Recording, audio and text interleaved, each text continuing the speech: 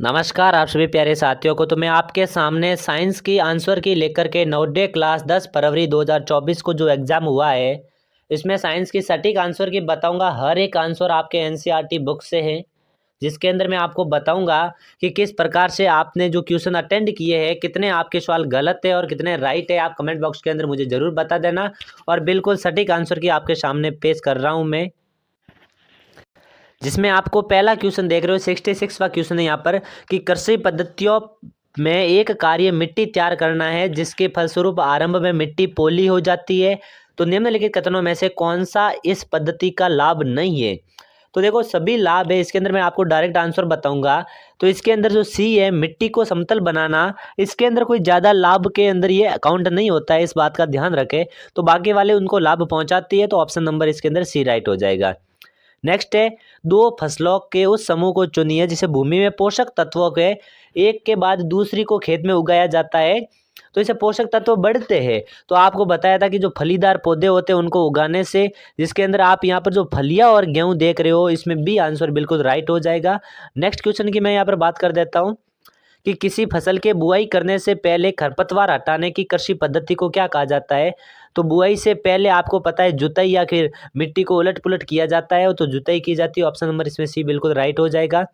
अब next question की मैं यहाँ पर बात कर रहा हूँ। नेक्स्ट क्वेश्चन है कि कॉलम ए को कॉलम बी से आपको मिलान में कौन सा सही है वो बता दो। देखो लैक्टोबैसिलस है, किण्वन है, तो यहाँ पर देखो ये गलत हो जाएगा क्योंकि लैक्टोबैसिलस है, आपको पता है सभी को कि दूध को जमाने के लिए काम में आता है। पेनिसिलियन ये प्रतिरक्षी का निर्माण कर रही है, तो देखो पेनिसिलियन है वो प्रतिरक्षी का निर्माण कर रही है। तो एक बार इसको सही रखते हैं। नील हरित शैवाल नाइट्रोजन स्थिरीकरण का कार्य करते हैं। आपको पता है नाइट्रोजन स्थिरीकरण का कार्य है जो आपको जीवाणु बताए थे साइनोबैक्टीरिया या फिर नील हरित शैवाल है वो करते हैं। तो बिल्कुल इसके अंदर सी आपका राइट आंसर हो जाएगा, जिसके अंदर आप देख सकते हो सी इसमें राइट है। नेक्स्ट है, नेक्स्ट क्वेश्चन है आपके कि इसमें से आपको मिलान करना था और सही का आंसर का चयन करना। तो देखो गेहूं का रस्ट रोग है वो आप सभी को पता है कवक से होता है, तो फेस्ट का सी। तो आप फेस्ट का सभी में देखोगे सी केवल सी के अंदर ही दिख रहा है, तो ऑप्शन नंबर सी इसके अंदर राइट हो जाएगा। नेक्स्ट क्वेश्चन है, सल्बो एवं अन्य कीटों को भगाने के लिए उपयोग की जाने वाली नेप्थिलिन की गोलियां किससे प्राप्त होती है। तो 200 पदार्थों का मिश्रण होता है जिसके अंदर कोलतार इसके अंदर बिल्कुल राइट आंसर हो जाएगा। नेक्स्ट क्वेश्चन की मैं यहाँ पर बात कर देता हूँ। नेक्स्ट क्वेश्चन है, इसके अंदर आपको मिलान करना था। पैराफिन मोम का उपयोग आपको पता है वैसलीन बनाने में किया जाता है। फेस्ट का डी, तो फेस्ट का डी एक तो ए के अंदर भी आ रहा है और फेस्ट का डी सी के अंदर भी आ रहा है। दूसरा आप देखते हो बिट्टूमेन, तो बिट्टूमेन का उपयोग यहाँ पर आपको पेंट करने के अंदर भी किया जाता है, तो सेकंड का सी हो जाएगा। तो सेकंड का सी ए और सी दोनों में आ रहा है। थर्ड देखते हैं, डीजल को भारी वाहन चलाने के लिए किया जाता है, तो तीसरे का ए। तो तीसरे का ए आप सभी को पता है कि तीसरे का ए आपको सी के अंदर बता रहा है, तो राइट आंसर आपके सी हो जाएगा। नेक्स्ट है, निम्नलिखित में से कौन से एक ईंधन का ऊष्मीयमान सर्वाधिक होता है। तो सर्वाधिक ईंधन का ऊष्मीयमान आपने हाइड्रोजन तो सुना होगा, लेकिन हाइड्रोजन के बाद में सीएनजी का होता है इसके ऑप्शन के अकॉर्डिंग, तो इसके अंदर बी ऑप्शन राइट हो जाएगा। नेक्स्ट है, वनोन्मूलन का परिणाम है। तो वनोन्मूलन का जो परिणाम आता है इसके अंदर वायुमंडल में कार्बन डाइऑक्साइड में वृद्धि हो जाएगी, इस बात का ध्यान रखें। नेक्स्ट है 76 क्वेश्चन, जिसके अंदर आपको इसमें कौन सा मिलान सही नहीं है ये बताना था। तो यहाँ पर आप बी के अंदर देखोगे तो प्राणी जात लिखा है, तो प्राणी जात मतलब प्राणियों का पाया जाना, इसके अंदर पौधे लिखा है, तो इसके अंदर ऑप्शन बी बिल्कुल राइट हो जाएगा। नेक्स्ट है कि देश के बाघों को संरक्षण के लिए जो बाघ परियोजना 1 अप्रैल 1973 से शुरू की गई थी वो सतपुड़ा राष्ट्रीय उद्यान से शुरू की गई थी। वो आपके एनसीईआरटी का ही सवाल है, इसके अंदर ऑप्शन सी राइट हो जाएगा। नेक्स्ट है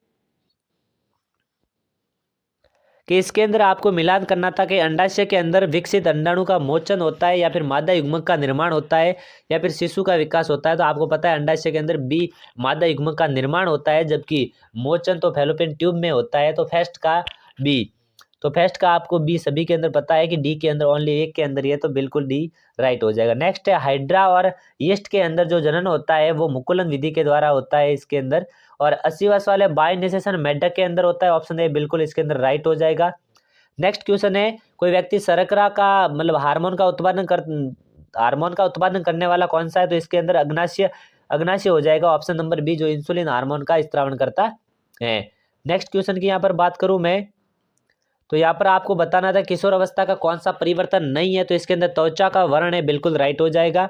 जल में निम्नलिखित में से किस तत्व की अनुपस्थिति होने पर टेडपोल वयस्क मेंढक नहीं बन सकता है, तो आयोडीन की कमी हो जाएगा। केवल संपर्क बलों वाला विकल्प है, तो इसके अंदर संपर्क बल, घर्षण बल और पेशीय बल संपर्क बल होते हैं। नेक्स्ट है 85वां क्वेश्चन है, तो 85 वाले क्वेश्चन के अंदर मैं आपको बता देता हूँ, इसके अंदर बल तो समान लगेगा लेकिन दाब अलग अलग लगेगा, इस बात का ध्यान रखें। तो ऑप्शन नंबर बी बिल्कुल राइट हो जाएगा। नेक्स्ट यहाँ पर मैं बात करूँ और कि एक कोई कुल्ली है, अपने मतलब जो भार उठाता है, तो अपने चेहरे पर, अपने चेहरे के अपने माथे पर एक मतलब कपड़े को लपेट करके क्यों रखता है, जिससे उसका संपर्क क्षेत्र बढ़ जाता है, जिसको उसको दाब कम लगता है।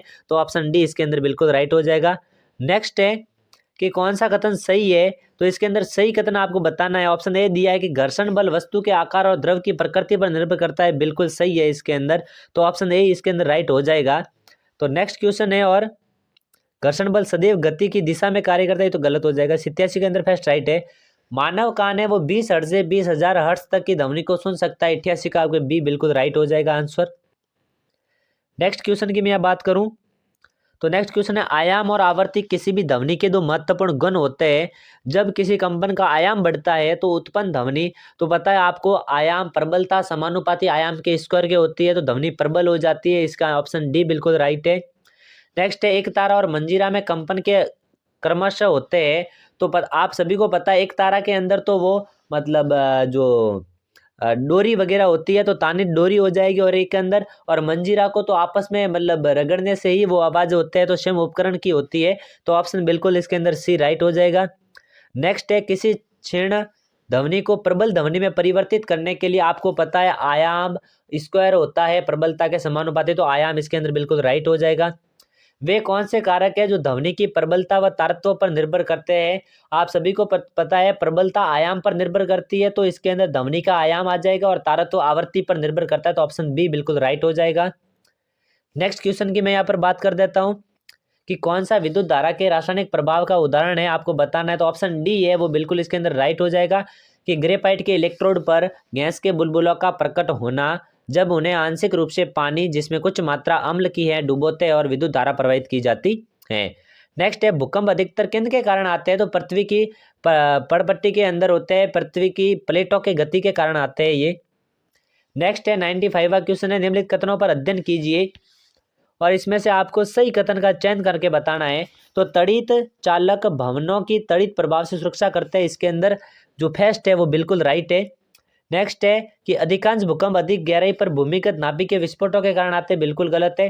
तड़ित के समय कमरे के दरवाजे और खिड़कियों को बंद करके कंप्यूटर का टीवी का उपयोग करना चाहिए, नहीं करना चाहिए, ये भी गलत है। किसी वस्तु पर आवेश है या नहीं, इसके परीक्षण के लिए विद्युतदर्शी का उपयोग किया जाता है, बिल्कुल सही है। एक और इसमें 4 बिल्कुल सही है, जिसके अंदर डी ऑप्शन आपके राइट हो जाएगा। नेक्स्ट क्वेश्चन है कि इसके अंदर आपको अध्ययन करके बताना है कि कौन से कथन सही है इसके अंदर। तो भू संपर्कन वह प्रक्रिया है जिसमें आवेशित वस्तु के आवेश को पृथ्वी पर स्थानांतरित किया जाता है, बिल्कुल सही है पहला। सेकंड है तड़ित की अवधि में विद्युत विसर्जन दो आवेशित बादलों के बीच होने के साथ आवेशित बादलों और पृथ्वी के बीच भी होता है, बिल्कुल ये भी राइट है। थर्ड है गरज वाले तूफानों के समय वायु की धाराओं के कारण बादलों के ऊपरी किनारों के निकट ऋणावेश एकत्रित हो जाता है, नहीं, ऊपरी किनारों पर धनावेश होता है जबकि निचली किनारों पर ऋणावेश एकत्रित होता है। इसके अंदर तीसरा तो ऑप्शन गलत हो जाएगा, पहला दूसरा राइट है। चौथा देखते हैं जब धनात्मक और ऋणात्मक आवेश मिलते हैं तो चमकीली धारियां और ध्वनि उत्पन्न होती है, बिल्कुल राइट है। तो इसके अंदर आपके फर्स्ट, सेकेंड और फोर्थ राइट हो जाएगा, जो सी के अंदर दिख रहा है आपको। किसी उत्तल दर्पण द्वारा बना प्रतिबिंब सदैव होता है, तो उत्तल दर्पण द्वारा जो बना प्रतिबिंब वो आभासी होता है, सीधा होता है और वस्तु के आकार से छोटा होता है। इसके अंदर ऑप्शन डी राइट हो जाएगा। नेक्स्ट यहाँ पर क्वेश्चन की मैं बात कर देता हूं, यदि आपतित किरण और परावर्तित किरण के बीच का कोण 130 डिग्री है तो आपतित किरण और दर्पण की परावर्तक पृष्ठ के बीच का कोण हो जाएगा, इसके अंदर 25 डिग्री राइट हो जाएगा। नेक्स्ट है कि जब कोई प्रकाश किरण किसी समतल दर्पण के परावर्तक पृष्ठ के किसी बिंदु पर इस प्रकार आपतन करती है कि आपतित किरण और परावर्तित किरण के बीच का कोण 120 डिग्री है, यदि ये किरण 10 डिग्री के कोण से दर्पण की ओर घूमकर दर्पण के उसी बिंदु पर आपतन करती है तो आपतित किरण और नई परावर्तित किरण के बीच का कोण कितना होगा, तो इसके अंदर 140 डिग्री आ जाएगा, 140 डिग्री। मानव नेत्र का कौन सा भाग है जो विशिष्ट रंग प्रदान करता है, तो परितारिका इसके अंदर बिल्कुल राइट आंसर हो जाएगा। और यदि आप इसको डिटेल के साथ में समझना चाहते हो तो प्रत्येक क्वेश्चन है, जैसे कि फिजिक्स के क्वेश्चन है जो आपको पिछले 3 क्वेश्चन दिख रहे हैं, तो ये आपको अलग से वीडियो मिल जाएगा, तो आप जाकर के चैनल पर जरूर देख लेना और इसी प्रकार के न्यूज और अपडेट आप जानने के लिए चैनल को सब्सक्राइब कर देना। तब तक के लिए आप सभी को धन्यवाद।